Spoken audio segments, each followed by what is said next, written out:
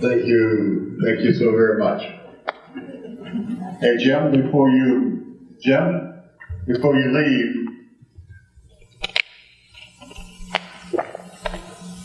I want to thank you for that wonderful sharing that you did. Thanks so much for your message. I knew Morton, Frank Constantino, Bert the Surf, Brenda DeCastro,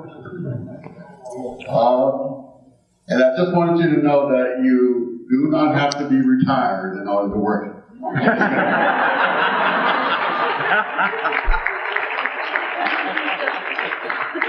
Because none of us was. Thank you so much for your sharing.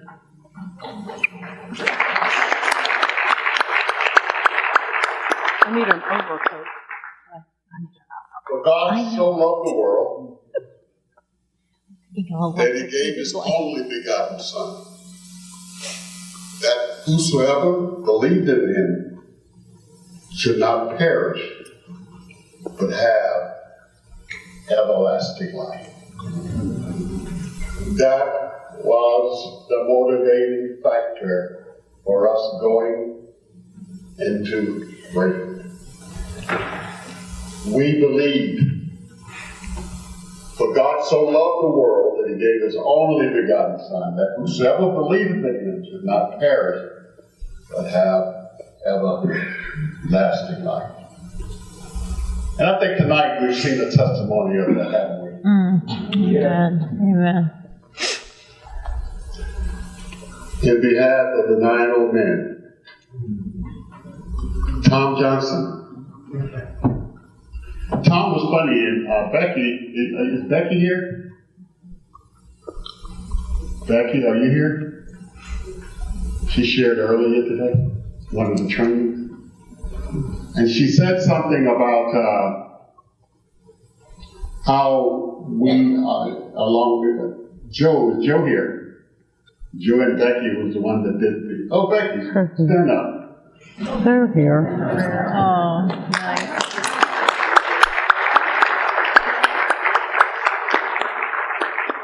There's 2 or 3 Beckys. That's what they were. Sure. He was here. He was here. I talked to him earlier. Don't sit down, Joe. Don't sit down, Joe. I just wanted you to know that Tom and John Caldwell would absolutely have loved to be in your session today. If we can't have fun, I'm not coming. Thank you so much. Thank you. And Karen, what is Karen? She's you here. She did the one on mass incarceration. Well, she had to leave. Wonderful, dynamic kind of information. The kind of information that Tom and Caldwell were always fighting to make sure was covered. Yeah. They always wanted to make sure that was covered. The rest of us just wanted to do weekends. Don't bother us with these facts. Give us a chance to go do a weekend. John Caldwell, he was our first executive director. Had a love for the Lord. He was a friend of Bill Wilson. And worked diligently. For those of you who don't know, friends of Bill Wilson's are those folks that attend AA, for which I still do. I presently today celebrate 18,441 days.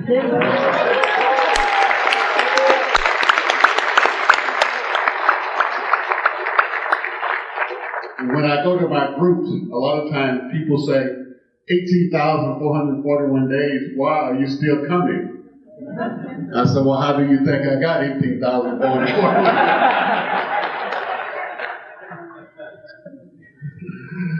John DeVito, an attorney, committed. Didn't say much, but you could always depend on him. He was always present. Ted Glocker was another quiet guy. A couple of these guys were Episcopalian. The majority of those that started out at the beginning were all Catholics. I'll never forget my first weekend with being the only Protestant in the room. I wasn't quite sure what these Catholics were up to. And I remember when they were doing the talks and the royals and all of the speaks, I had my Bible and I tried to track everything they were saying in my Bible. Well, by the end of the first day, I was tired. Because nothing they said was in my Bible.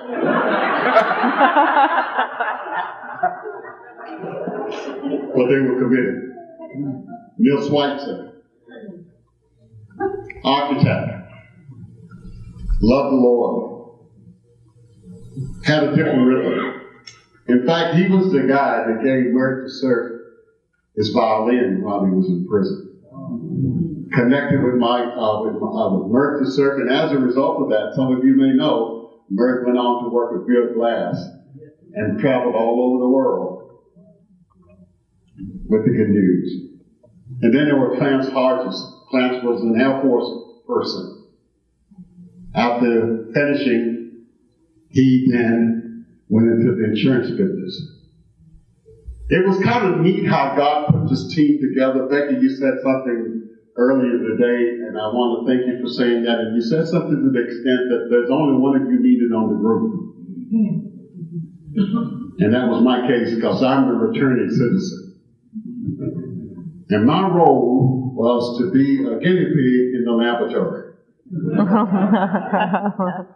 Because everything they decided to do and right, they'd always run it by me. And I said, that's not going to fly. They don't talk that way. They don't think that way. Child, please. I was a translator. I tried to translate stuff. You can't say that. Well, you can say that, but nobody will get it. And when you talk about the board manual, Dick Day, which was another one of the brothers, it was his house where we would go on Friday nights. We'd get there on Friday nights, stay Friday night, Saturday, and leave Saturday night, early Sunday morning, working on trying to get the manual together. And you're talking about some interesting experiences. We'd have times where we'd actually have to stop and pray because we'd be so angry. But you know, one thing we learned in that group was never to say anything that you were going to regret later. That made us pray. And thank God, because today you not only have a manual, you have 3 of them. And they are wonderfully put together. And they're the kind of tool that enables you to do the work that needs to be done in Kairos. Also, I'd like to acknowledge how God, over the years, has blessed us with putting the right folks in the right place at the right time. Yeah. And today, myself and I, my wife and I, we are grateful for Evelyn and her team. Yes.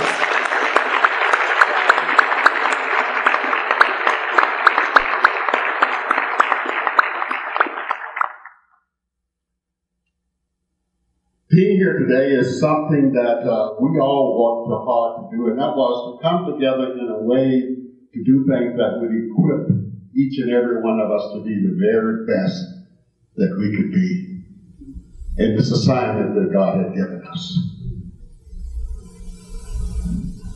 And I'm happy to announce, I only went to 2 workshops today. They were par excellent. Mm-hmm.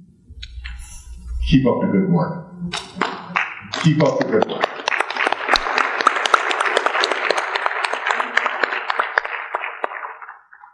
I just wanted to take that. I don't have a lot of time, and Evelyn had insisted that I pay attention to the time.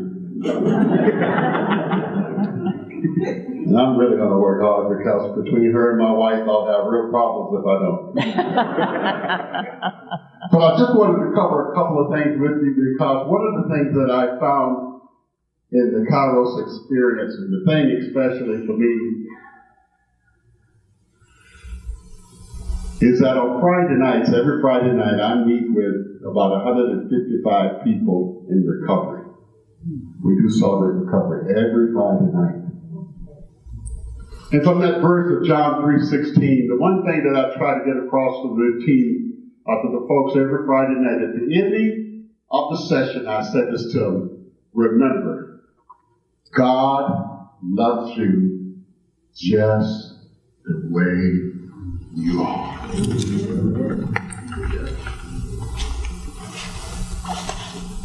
Think about it. That's beyond the way He can love you. It's just the way you are.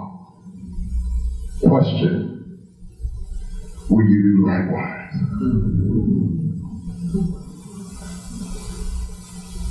Because the power in our story isn't our story.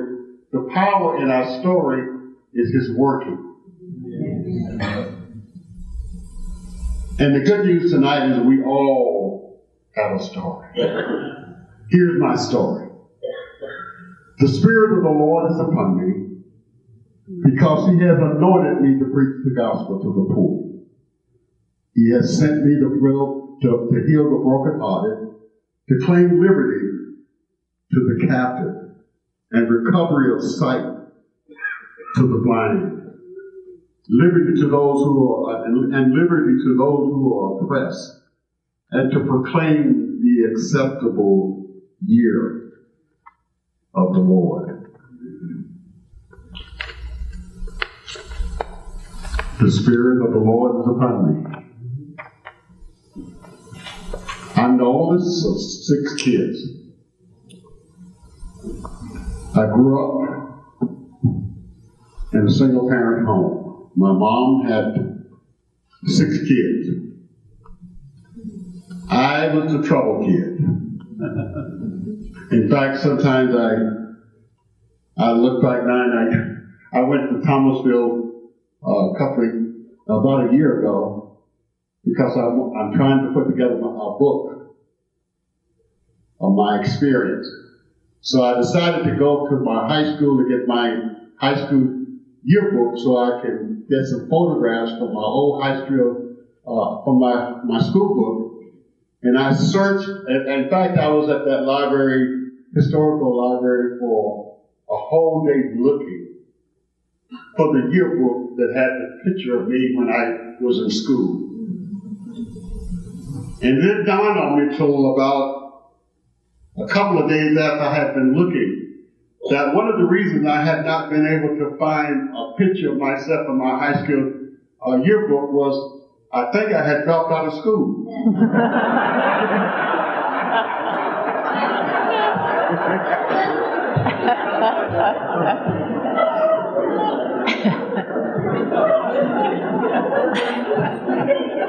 Yeah, in fact, I'm pretty sure I had dropped out of school. But I thought then, how much difficulty I had created for my mom. Just never dawned on me. My mom was always there. She was always there. My mom was a person that had grown up. She was the youngest of 6. Her mother had died when she was probably 7 or 8 years old. She was raised by her older sister. And Mom had a tough life. And as a result, we had tough lives. But you know what? Mom did the best she could. Mm-hmm. Mom always did the best she could. And I'll never forget how the good news was that before Mom went home, God allowed her to see me get my life together. For which I'm grateful. I began drinking when I was young. I had a friend of mine whose dad was a moonshine seller. And he used to keep his moonshine in a jug in the closet. And we used to go and get a quart of that moonshine in a quart jar. And we'd sip a little bit before time to go to school. And we'd get to school, and as I would get into the school, I noticed that the desk, the tables, and everything was moving all over the place. And I'll never forget my teacher that took me down to the principal's office, and they interrogated me, and they were not able to get any information, so finally they sent me home, and they said I was not to come back to school until I came back with my mom. Well, there was no way in the world that I was going to go back to school with my mom, because I was not going to tell her. And I'll never forget, one Sunday morning, my principal came to my home. I was asleep, minding my own business. Apparently they had a good conversation. And the next thing you knew, as I was laying in bed, I felt this stinging sensation. And I thought to myself, Self, you probably ought to check this out. I don't know what's happening. I don't think it's all together. And as I looked up, Mom was having a field day. I then went back to school. Didn't finish. Finally, in 1969, after coming out of the military, I was walking downtown, and I saw a young lady walking with a purse that didn't seem to be in need of it. So I went up and kindly asked, could I borrow it? For which she wasn't having it. She and I got to tussling over her purse. And at that time, I had been so devastated by drugs, my weight was probably 105 pounds. And I remember there were times in the struggle that I'd say to her, can you just let me have this?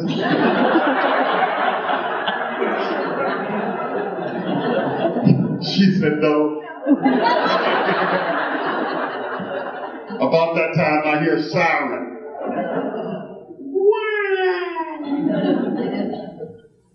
My mind said, you probably ought to stop right now, because I think trouble is pursuing you. I don't know if any of you have ever had the chance to look down the barrel of a gun.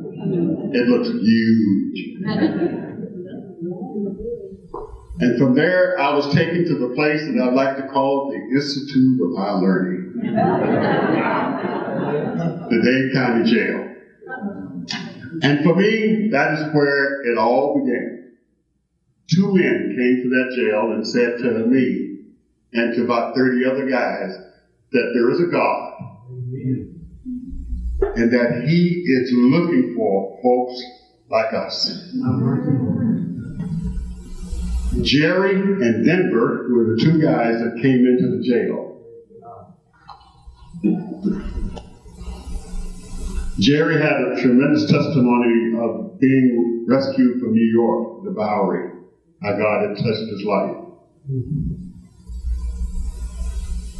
And Jerry had a command of the scripture. He could actually quote verbatim chapters at a time. And I remember saying to myself, Lord, you know, if I could quote scripture like that, I might consider being a Christian.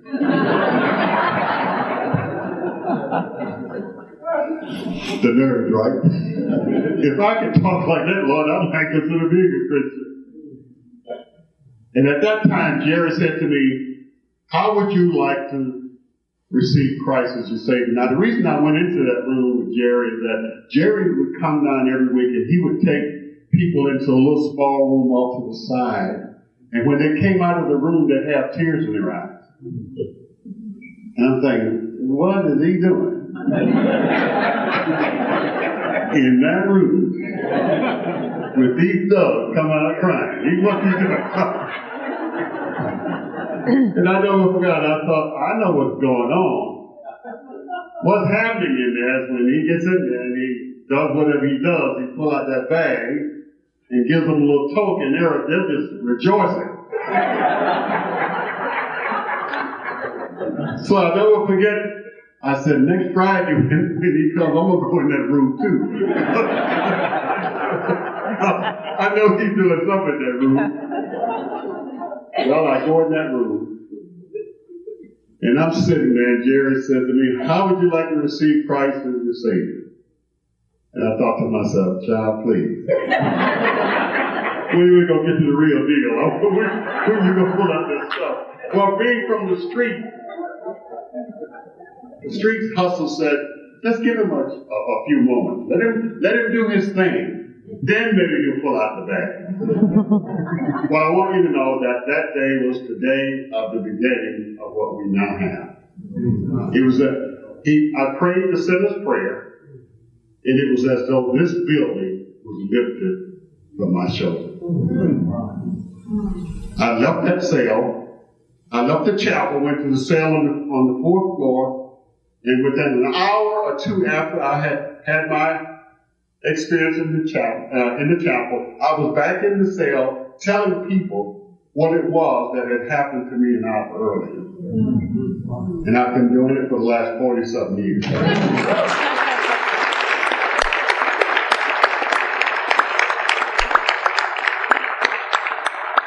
The highlight for me was, I had a friend of mine that I was going to his church. He invited us. They talked about this Cursillo weekend. I was all right with the weekend, but I was having trouble with the fact that it was a weekend and most of the folks were Catholic. Because we didn't believe Catholics were saved.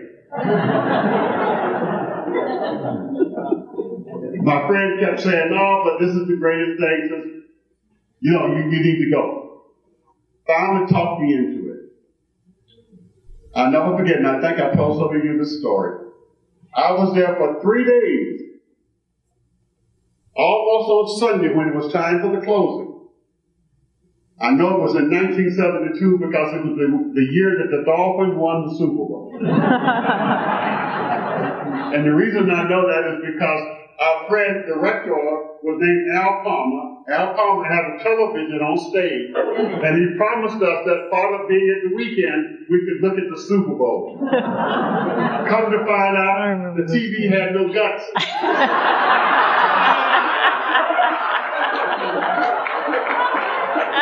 It was just a shell. Well, I'm sitting there, and by this time, we were at a Catholic church, St. Peter and Paul, and the air conditioning unit had 2 speeds, on and off. And it was just about as cold then as it is in here. Colder, I think. I'm sitting there, and as I sit there, I'm trembling. I'm shaking. And one of the guys on the weekend, can you stand up? One of the guys on the weekend came over, never asked, took off his jacket and put it around my shoulder. And that is when I made the weekend. Not the message. Never heard a word they said.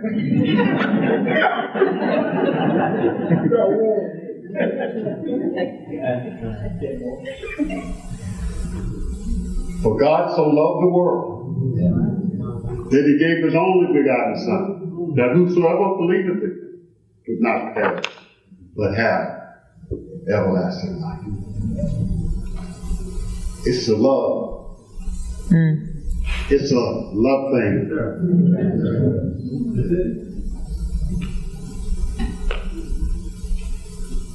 And that's what we realized. The 9 old men, we realized, because all of us at some way and sometime at some station in life, had experienced that kind of love.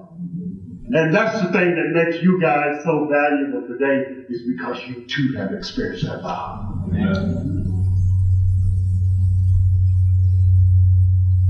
And that's the thing that changed the message in the prison. That's why when we went to Rayford, it worked, because it was love. I was telling somebody earlier today, because at that time, back in 76, there was still a lot of divisions among everybody.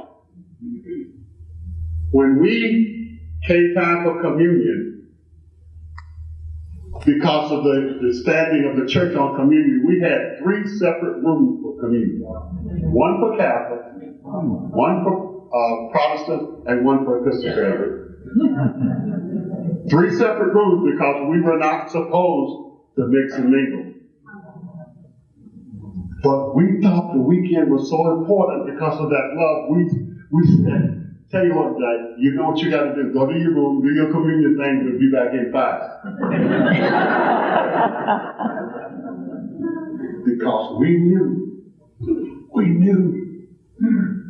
that if that experience that I had with that jacket happened to them, what happened to me would happen to them. And thank God, you guys are proving it right. You're proving us right. Amen. Because you're doing it every day. Amen. And God's still working. Yes. And He will continue. Sometimes people ask me, did you all ever think it would be like it is today? Well, we were just trying to do weekend.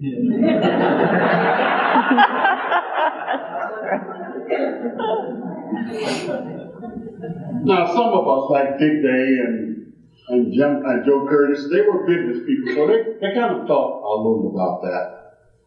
But we just wanted to do weekends. We did weekends in the Panama Canal. We trained people to do weekends in Washington, D.C. We trained people to do weekends in Atlanta. We trained people to do weekends in the inner city. We just wanted to do weekends. Because we saw what God's love could do in terms of changing people's lives. And we knew at that time that if we were going to see any kind of real progress made in this area of race relation and reconciliation, it had to be through God's love. Amen. We believed it then, and we believe it now. Amen. Only through God's love is it going to happen. Evelyn made a good point today. We need to be balanced. I think sometimes I would describe our original team as the Magnificent Seven. But today's different. Now today is about, it's been done for 43 years, how are you going to do it for the next 43? If those brothers were here today, they would be as blessed as you are. Because in our hearts of heart, we knew God could do the impossible.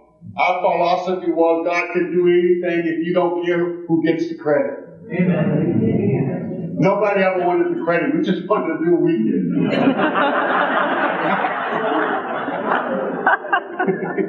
Guys said, yo, the fact is that. He said, yeah, well, let me go do another weekend, then we'll talk about it. But thank God He put the people in place. He's given you the structure. He's given you everything you need to be ready for the next 43. All right. Because what you do today will have an impact on what will happen in the next 43. Amen. Some of you may have heard the story about the cookies. How many of you heard the story about the cookies? Well, the cookies, you know, at first when I first started talking about it, people made it sound as though it was a divine revelation from God. What happened is we just had too many cookies.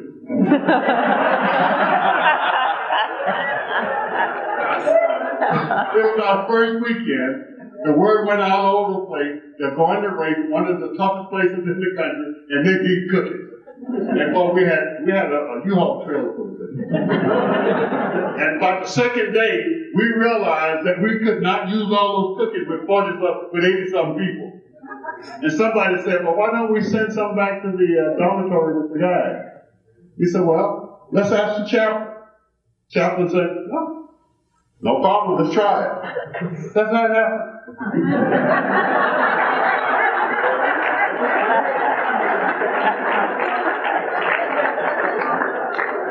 I know for some of you, you're a little disappointed. I know you'd like to hear that we had a divine revelation.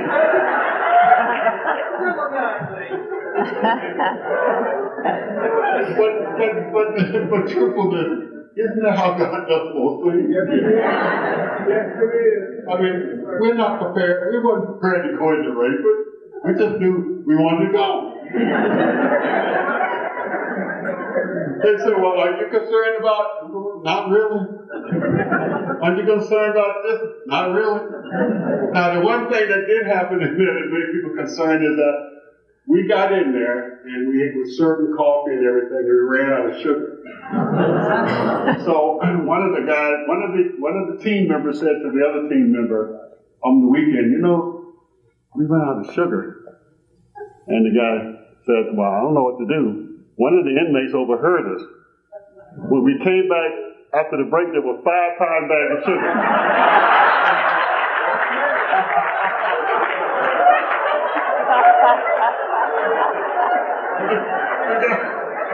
The guy said, well, I'm surprised. He said, this is prison. He said, well, why do you think they're here?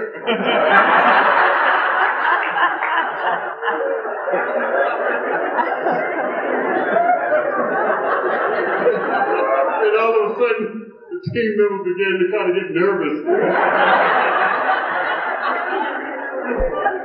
So the word got out, go, if you're running short on something, don't say anything.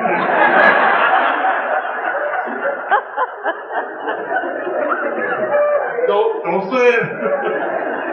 Because when you get back, you may be here.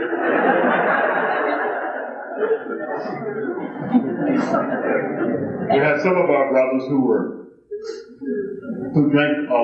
liked to drink a little wine. And so when we first went to race, but some of the brothers that were on the weekend after the weekend would go and have a little sip at night on that cap before they went home to the hotel. Well, the next day we got to prison, all of the inmates knew about it. So it dawned on us, we probably need to walk our talk.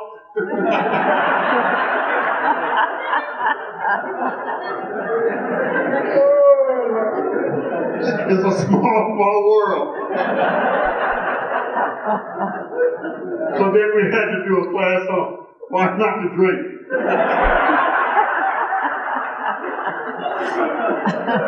Something about being consistent. And for some brothers, that was a little expensive for them. It was a wonderful time. We had some tough times too.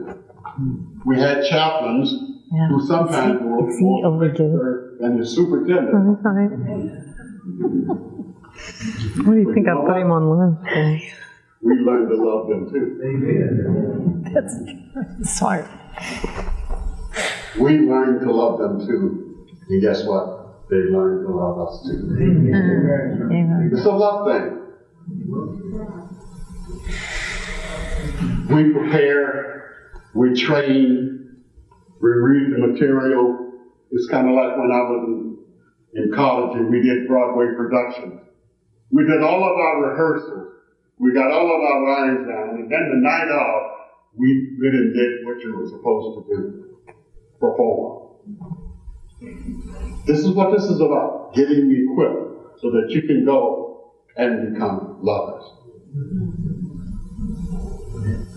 And that was what's so important to us. Those were the things that we valued. Those were the things that we believed in. And today, I wish if I could, I would love to just hug all of you. It's too many. But that's the way, we're grateful. We're grateful for what you do. Amen. Amen.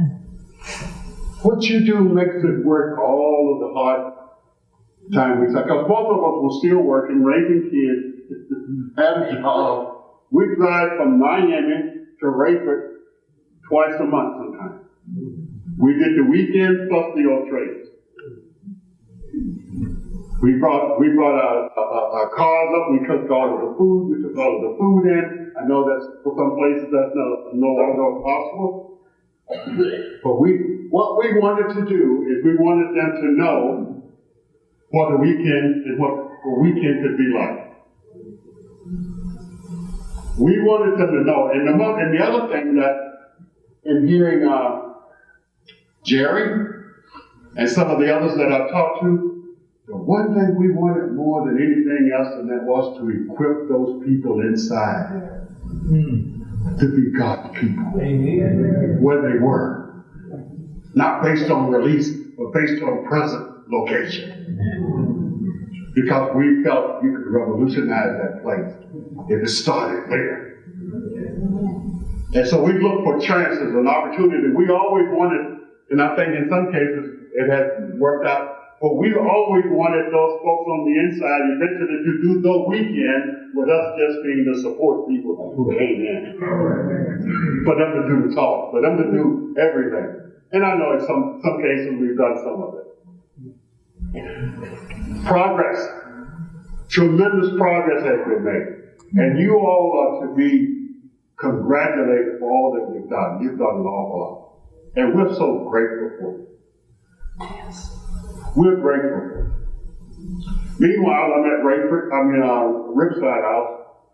We now have a 120 bed facility.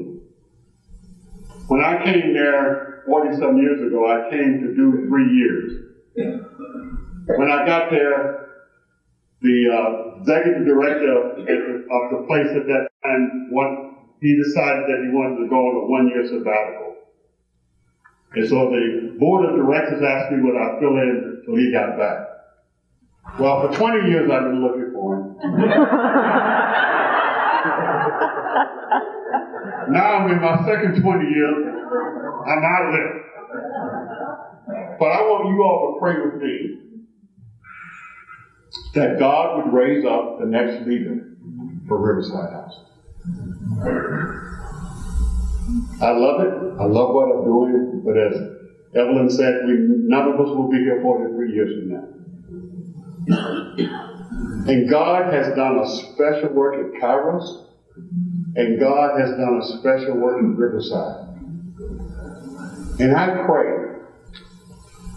and I ask you to pray, that God would raise up the next leader. Amen. I've attempted to find him. Lord knows, I've tried. Because I think God has a special person for Riverside, like he had Evelyn or Kairos. The right person. Because it's about the next 43 years. Not the past, but the next. So would you all pray for me? That God would raise up the person.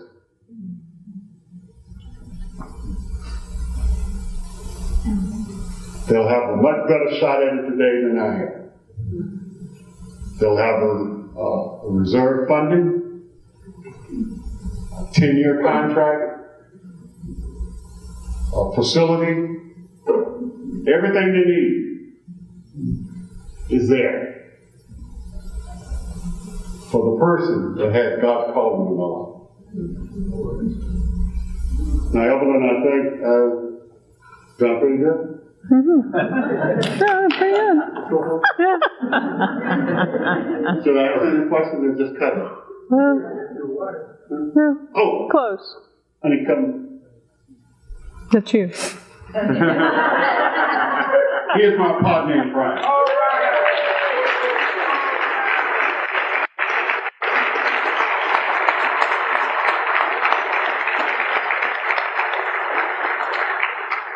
This story never gets old. I have to laugh every time when he's up here talking. And we have many, many stories that we could tell, right? Thank you so much. I have been filled up this weekend just to come here for the last 2 days. And I needed it. And the sessions I went in were sessions I needed to hear again. And it's just reminded me, and Cleve and I have also been talking recently, and one of them was on balance, balancing your life. And we've just been talking recently, and we've put some things in place for ourselves, just for us, to help us balance better. So I went to that session, and at the end, I just thought, wow, I needed to hear this again. And at every session I went, Becky's session, I've been empowering people. The only way, I'm working on the board at a women's homeless shelter, and so I work with Equipment Empowering Women who are really using that model, and we're working with the poorest women in the city of Miami. And we are seeing them turn around because they're able to get skills. We're developing a lot of skills for them to learn so they can go out and work and then get them into housing. So empowering is so important, and that's what you do in Kairos. That's exactly what happens when you go in that weekend. You're giving people hope, and then you keep going. And that's the wonderful thing, you keep going back. So every time you go, you're equipping and empowering them to keep it up, to learn, to keep going, take the next step, don't give up. So it's just, so thank you for this weekend, because I just came here and got filled up. And Cleve says, he says, so I go up there, I said, honey, I just went to this last session, blah, blah, blah, blah, blah, blah, and this is what we're going to do. He says, honey, I'm trying to get ready for this talk. I said, all right, after the talk, we're going to make some decisions. Anyway, it's been a wonderful life together. We have laughed, we have cried, and it's just been, and seeing God do amazing things. So keep going, don't stop, you're our home.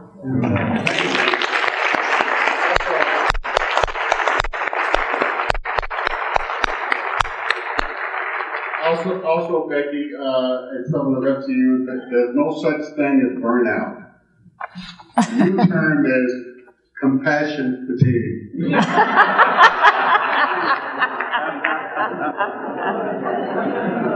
Don't go burnout. Compassion fatigue. You have to keep it on the upside, you know. You like that one? All right. God bless.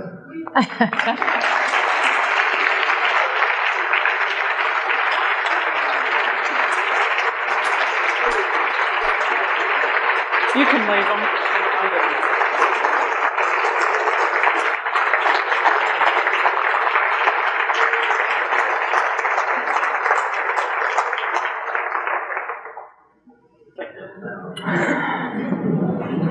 You know, the scary thing is I never know what story he's going to tell. And then I'm going, okay, how do I get us out of the wine story? Well, oh shoot, now how do I get us out of the weekend only story?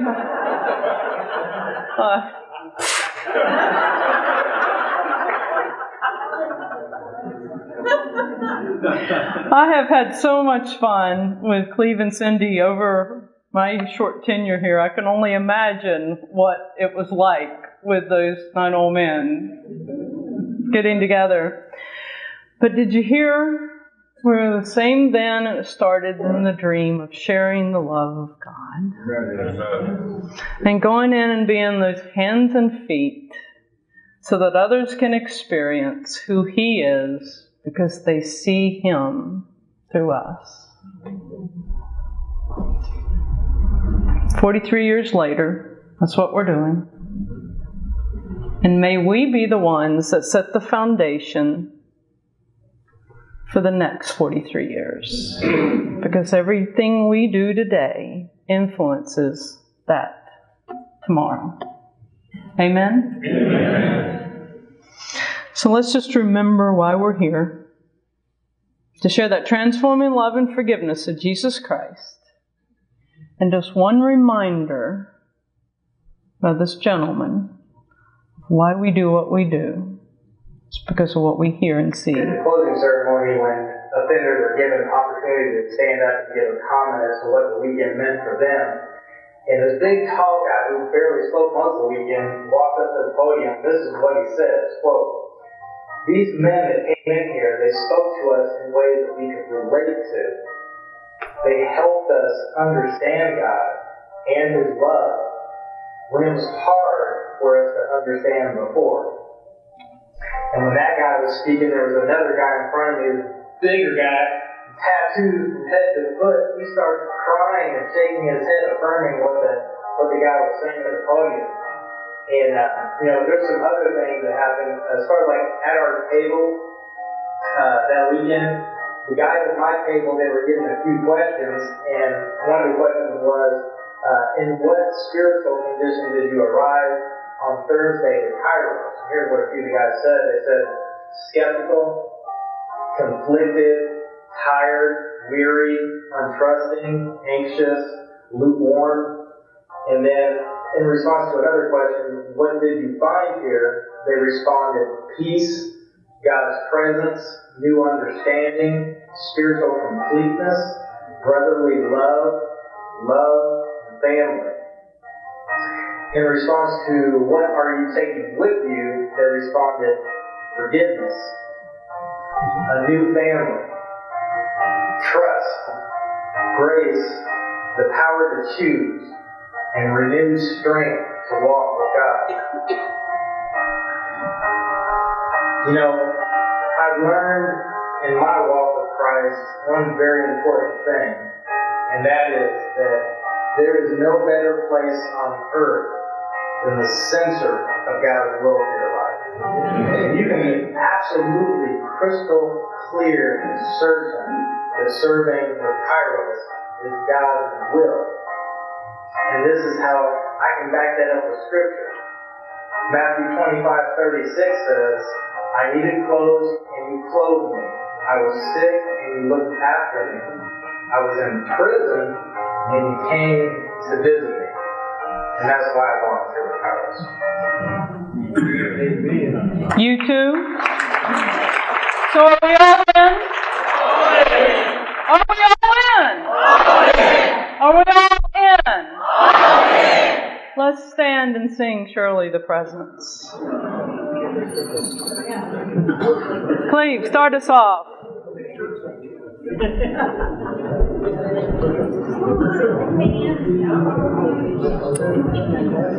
In the presence,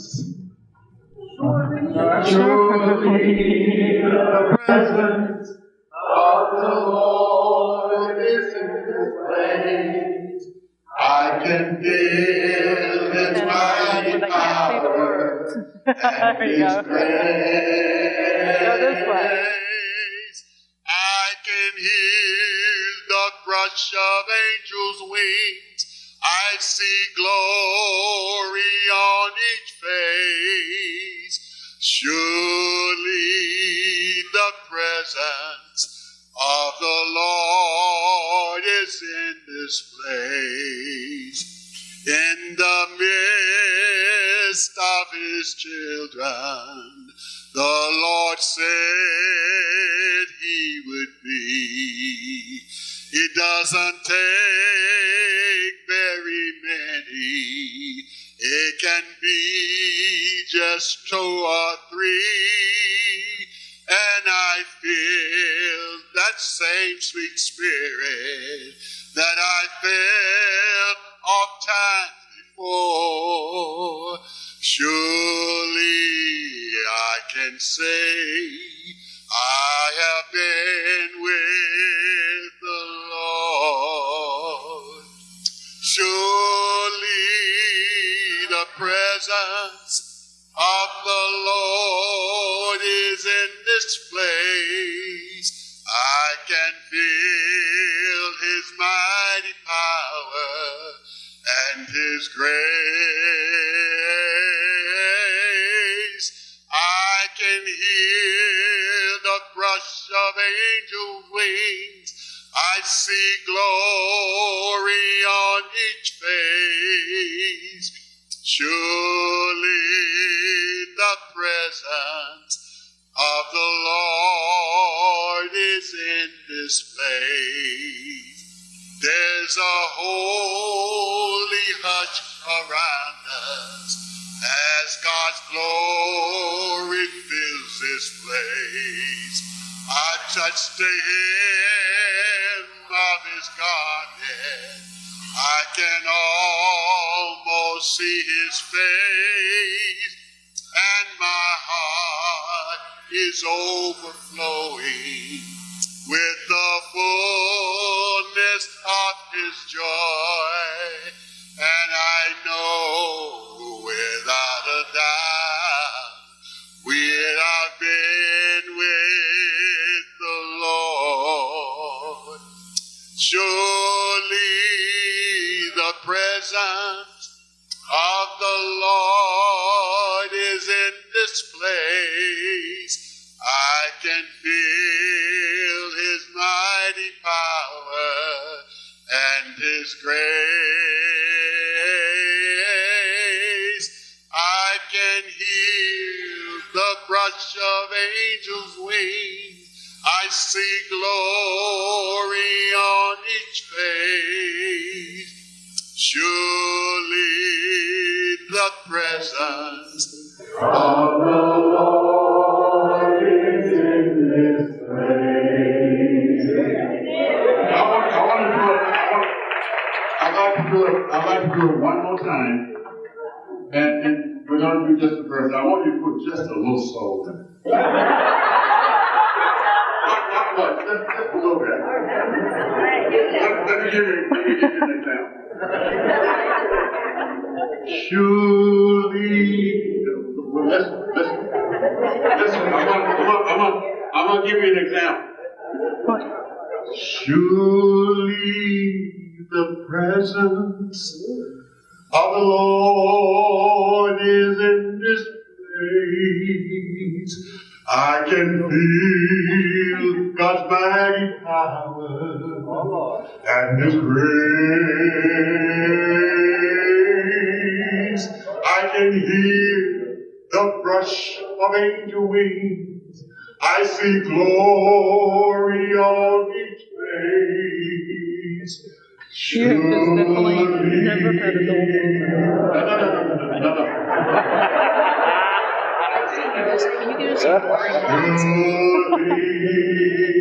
The presence of the Lord is in this place. Now is he done? Now we do it, right? We got it now. Let's do it together. And just remember, I'm not asking for much. Just a little bit.